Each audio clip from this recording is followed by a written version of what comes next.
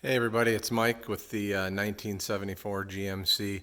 Just kind of want to give you an update on what happened with both the door. You can see it's back in place, and the steering. So I did get the steering in, or the steering aligned so the wheel's straight going down the road, and with the gear on high point. And it really did make a difference. I feel like the coach is a lot more stable, less wandery than it was. So I'm pretty pleased with it. It's going to be a little bit easier to drive with that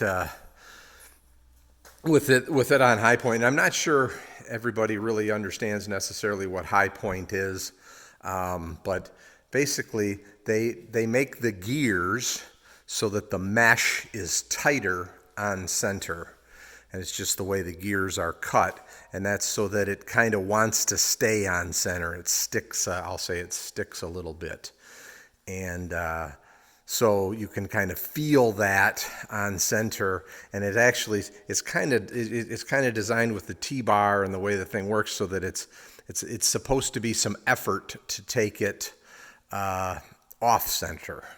And that way it kind of wants to go straight down the road and hold the road better. So with that said, door hinges, one thing I want to mention is that Applied is going to send me another long hinge. I appreciate that. It is they are a good company, and it was nice that they did that. I didn't apparently talk to the right guy when I called, so the guy didn't know what was going on. So I'm happy about that, because I'll get both of these hinges replaced. And so what I want to tell you is that, so when I took the door off and the hinges off, what I found was, and I didn't do it purposefully, I still haven't put the sealer in and the trim pieces around the hinges. But so what I found when I took my door off was, well, before I took the door off, there was a pretty big gap here. It was pretty tight over here, and then it was very tight down at the bottom, right in that corner right there. And you can see now that corner was actually hitting. Now I can kind of push on it and make it move in just against the rubber seal. So a couple of things with mine. There were plastic bushings in my hinges. I don't know if that's what they were supposed to be, but the new hinges came with brass bushings. The bushings were completely gone on the support surface. So where you can see that brass right in there, the plastic part was completely wore away there, as well as on the bottom hinge where the weight of the door was sitting on it. On this top hinge, the plastic was almost completely gone inside. It was very whopped out, and with the new bushings and pins, these hinges are tight. So that made a good portion of it, or that helped quite a bit. But then what I found was that I still had the big gap here, and not very big gap there. And let me just see if I can kind of give you an idea how this works now, because before you had to basically slam it. But so I'm just going to say, there's the first click, there's the second click. So just just a little bit of push, and it works really nice. So, but to get there, a couple things I had to do. So this has some adjustment up and down, and you can see that from all the slamming and all the whatever, my post is wore pretty good. But so this is adjustable a little bit up and down and a little bit in and out. And you can see I've brought it out quite a bit, because the whole time I've had the coach, it was only latching on the first click. I didn't realize that, but that's all it was getting. So I have this adjusted out now, and so that made a big difference.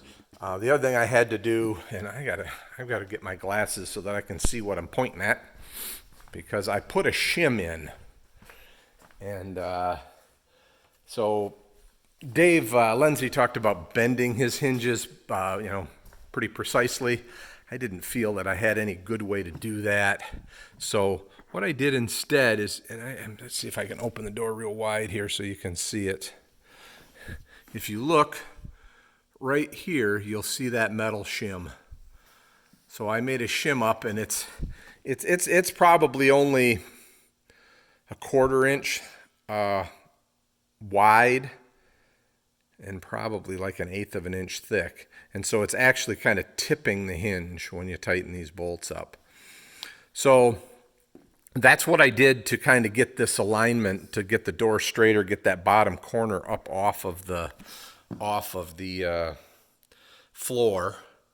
And then the other thing that I noticed, so when I first did this, it didn't make any change, and I couldn't figure out why it didn't make any change. And then I figured out that, so if you look at these bolts here, which may well be the original bolts, I have no idea, but those are the bolts that were in my coach, and they had heads like that everywhere. But right here, that was the same bolts here, and you can see where they were basically stacking right one on top of another, and it wasn't letting it come over. So I did switch these out for some shorter head bolts. I still would like to try and find some with washers that aren't quite as tall. But so when I did that, then the door closed. I did take this all apart just to look at the mechanism, and somebody had screwed this thread all up on the door lock unlock post, and I did manage to get the thread cleaned up, and I've got a new knob on order. But everything else looked good in there, kind of lubed it up. But I guess that's a side note. So like I said, now the door closes, and it's maybe not perfect. You know, I'll try to get you a view straight down on it. Hopefully I'm not making you dizzy, but it's not bad. You know, if you were to lay a straight edge across there, it's not bad. My finger's a straight edge. So that's kind of where I ended up. But so if you want new door hinges, you'll have to call Applied and see if you have a screen door like I do, you're going to want 2 long pins. And if you don't have a screen door, 2 short pins I think would be fine. So I guess that's the best I can tell you. I'm trying to think of anything else. Troy did send me an email or a message, and he was talking about sealing his marker lights. And you guys have probably seen my video when I talked about these, but just as a refresher. So these are available at a lot of auto parts stores, and you can find them online. They're not very expensive. I think they were on the order of $6 or $7 a piece. And they are all one piece. They're sealed, they're LED, they come with the gasket. The screw mounting pattern is the same as ours. To me, they have less leak points. They're nice and shiny, you know, unlike the older faded ones. And that come with them. You know, what you do lose is, I did have some that were original, not all of them, but the original ones actually have a stainless steel base, which looks kind of cool, but I'm really happy with these. So you can find those, like I said, a lot of auto parts stores have them.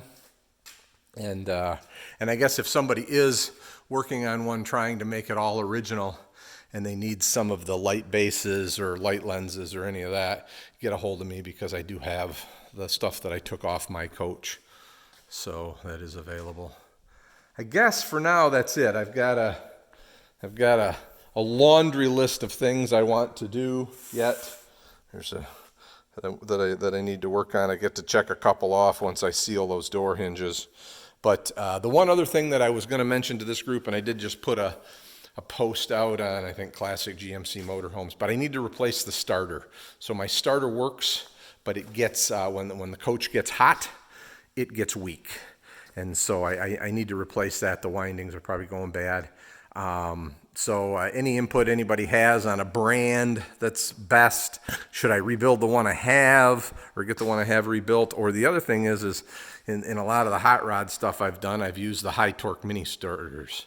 And so those are available too. They're maybe a little pricey for this, but those are available too. So let me know your thoughts. All right, everybody, have a great day.